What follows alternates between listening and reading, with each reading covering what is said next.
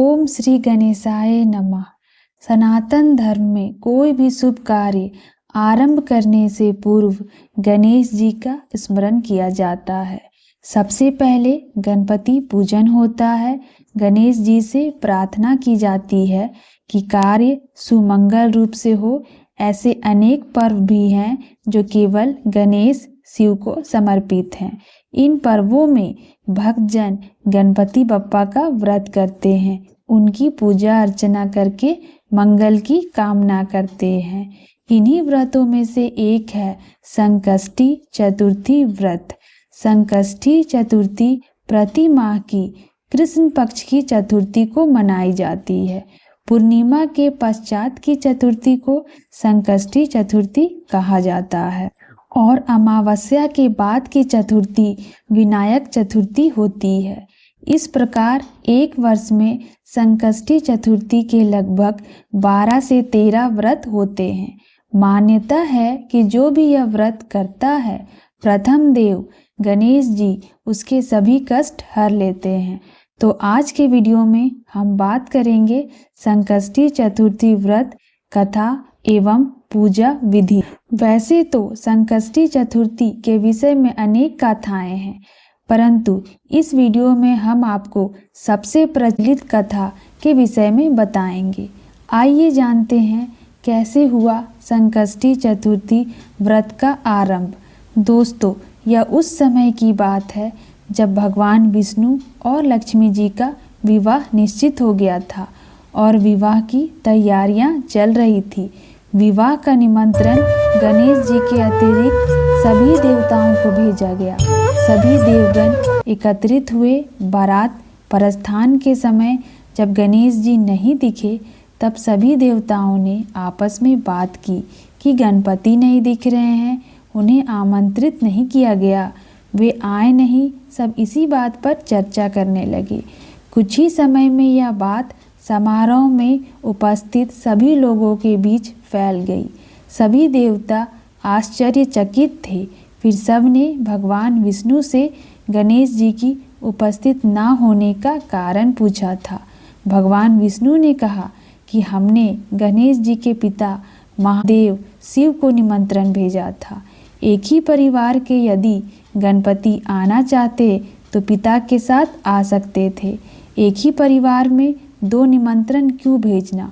और वैसे भी उनके एक दिन का भोजन 1.25 मन मूंग, 1.25 मन घी, 1.25 मन चावल और 1.25 मन लड्डू है। कहीं और जाकर इतना खाना अच्छा नहीं लगता। इसी वार्तालाप के चलते उपस्थित जनों में से एक ने सुझाव दिया कि यदि वह आ भी गए तो उन्हें यह कहकर द्वार पर बिठा दिया जा सकता है कि वह मूसक पर बैठकर बहुत धीमी गति से चलेंगे, इसलिए बारात में वह बहुत पीछे रह जाएंगे।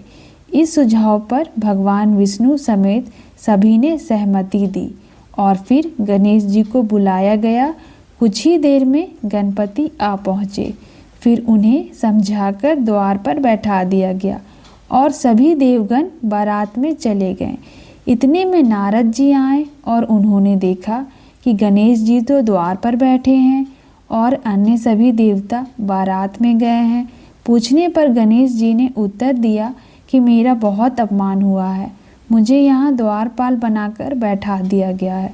तब नारद जी ने गणेश जी को सुझाव दिया कि आप जल्दी अपनी मूसक सेना को भेज दीजिए, वो बारात से आगे पहुंचकर रास्ता खोद देगी, जिससे बारात में चल रहे वाहन धरती में धंस जाएंगे और बारात आगे नहीं बढ़ पाएगी। गणेश जी ने ऐसा ही किया। उधर बारात में चल रहे वाहनों के पहिए धरती में धंसने लगे। पहियों को निकालने का बहुत प्रयास किया गया, परंतु सभी प्रयास असफल रहे। साथ ही पहिए टूटने भी लगे। किसी को समझ ही नहीं आ रहा था कि क्या किया जाए। तब नारद जी ने सभी से कहा कि गणेश जी का अपमान हुआ है, इसी कारण यह सब हो रहा है। अब वे ही सब कुछ ठीक कर सकते हैं, इसके अतिरिक्त और कोई उपाय नहीं है। यदि मंगल में ढंग से सभी कार्य संपन्न करने हैं तो उन्हें मनाकर यहाँ बुलाना चाहिए। तब शिव जी ने नंदी को गणपति को बुलाने के लिए भेजा। जब नंदी गणेश जी को लेकर आए तब उनका सम्मान पूर्वक पूजन किया गया। इसके पश्चात वाहनों के पहिए धरती में से निकल आए। परंतु अब एक और समस्या थी, जो पहले टूट गए थे वह कैसे ठीक होंगे। वहाँ पास ही खेत में एक मजदूर काम कर रहा था। उसे बुलाकर पूछा गया, क्या वह यह सुधार सकता है? उसने कहा, हाँ, वह यह काम भी करता है। तब उसने गणेश जी का नाम लेकर अपना कार्य आरंभ किया। पर वह ठीक करने के पश्चात उसने सबसे पहले कहा, आप सबने सर्वप्रथम गणेश जी का पूजन नहीं किया होगा, इसी कारण यह समस्या आई है। इस जगत में तो सभी गणपति का नाम लेकर ही कार्य आरंभ करते हैं, तो आप तो फिर भी देवता हैं, आप उन्हें कैसे भूल गए? अब आप सभी लोग गणेश जी की जय बोलकर आगे बढ़ जाइए, कोई समस्या नहीं आएगी। गणेश जी विघ्नहर्ता हैं, सभी के हर दुख को हर लेते हैं। और गणेश जी की जय बोलकर बारात वहाँ से आगे बढ़ी। विष्णु जी ने और माँ लक्ष्मी का विवाह संपन्न हुआ और सभी प्रसन्नता पूर्वक घर लौटे। और मित्रों, तभी से संकष्टी चतुर्थी मनाई जाने लगी। इस दिन बहुत से लोग व्रत करते हैं। आइए अब जानते हैं कि संकष्टी चतुर्थी का उपवास और पूजन कैसे किया जाए। सर्वप्रथम सुबह जल्दी उठकर स्नान करें और स्वच्छ वस्त्र धारण करें। गणेश जी की प्रतिमा को स्नान करवाएं और यदि आपके पास प्रतिमा नहीं अपितु चित्र है तो उसे स्वच्छ वस्त्र से पोंछ ले। अब गणपति जी की प्रतिमा को फूलों से सजा ले।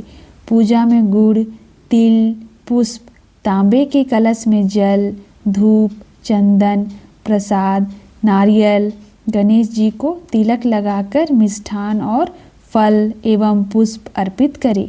संध्या में यदि संभव हो तो फिर से स्नान करके कवेसन बनाकर गणपति जी को अर्पित करें और संकष्टी व्रत कथा का पाठ करें और सुने। गणपति जी से प्रार्थना करें कि आप कोई भी कार्य आरंभ करने से पहले उन्हें अवश्य स्मरण करें और आपकी सभी विघ्नों को हर ले। इसके पश्चात गणेश जी की आरती करके सभी को प्रसाद बांटने और स्वयं भी ग्रहण करें। दोस्तों, इस प्रकार आपका संकष्टी व्रत पूर्ण हो।